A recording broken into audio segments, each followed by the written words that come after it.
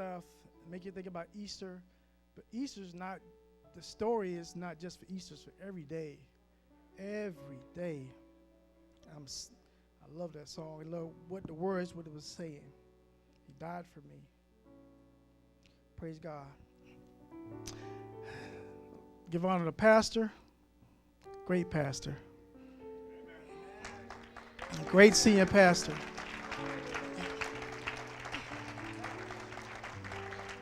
I give honor to Pastor Bembry. Great associate pastor.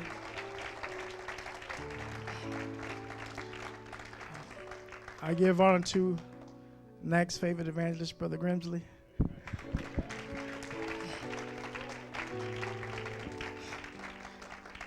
All the ministers, the church body. Again, I love this church. I love NAC. This is home. We're coming from 2 Thessalonians chapter 3, verse 8 through 10. Neither did we eat any man's bread for naught, but wrought with labor and travailed night and day, that we might not be chargeable to any of you. Not because we have not power, but to make ourselves an example unto you to follow us. For even when we were with you, this we commanded you, that if any would not work, neither should he eat. You may be seated.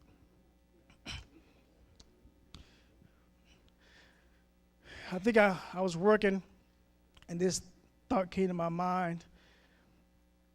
Get out of the unemployment line. Get out of the unemployment line. I remember when I first got in the military in 2007, the Marine Corps, he's not here. Hoorah! My wife, there you go. That's right. And I got out, and my job fell through, and it was horrible. I think the recession was kind of started, and it kind of really hit in 2008. But I went through my savings. I went through everything, my mutual funds, everything. I was busted, broke, and disgusted. And so I had to find a job. But I had to go through the unemployment line, or the virtual unemployment line, because you go online now and apply for unemployment stuff. So I did that every day, looking for jobs and doing whatever. But I was unemployed. I didn't have anything to do. And for most men, that's a hard thing to find yourself when you can't work. And I had a wife and kids. My wife was the provider. They're like,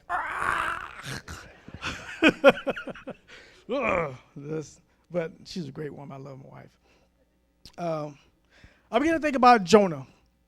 And Jonah was a man used of God. He's a prophet. He was a great man. And one day, God said, hey, why don't you go preach to these people? He said, nope. And he decided to leave his employment to get into the unemployment line because he refused to do what his master wanted him to do. And it took him to go through all these trials to finally end up in the belly of a whale, to finally make up in his mind, you know what? I think I'm going to do this. And it took him to a place of desperation, fear, a place of brokenness. He's in the belly of a whale, a stinky whale, and he's praying. I'm sure he's fasting because he's not eating nothing that's in that belly. So he was a man that was broken, but he put himself into the unemployment line. There are many times that we've been at these altars. We said, God, use us. Lord, use me, Lord, do whatever. God said, okay, I want you to go out to the streets. And you're like, you don't like to be used the way he wants you to be used. Nobody says it's going to be easy. Nobody says it's going to be glamorous. But when you want to be used for God, you give your life.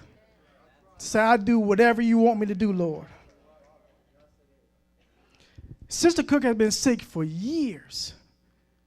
And she has refused to get out of the employment line. She refused to go into the unemployment line. You all not hear me. Mrs. Cook talk a lot. And she's constantly praying for people, the nurses, the doctors, people getting the Holy Ghost. Whatever God's wanting her to do, she's going. Sister Bush can tell you. She has refused to go into the unemployment line, even when her body is breaking down and she's sick. That is a powerful saying of God.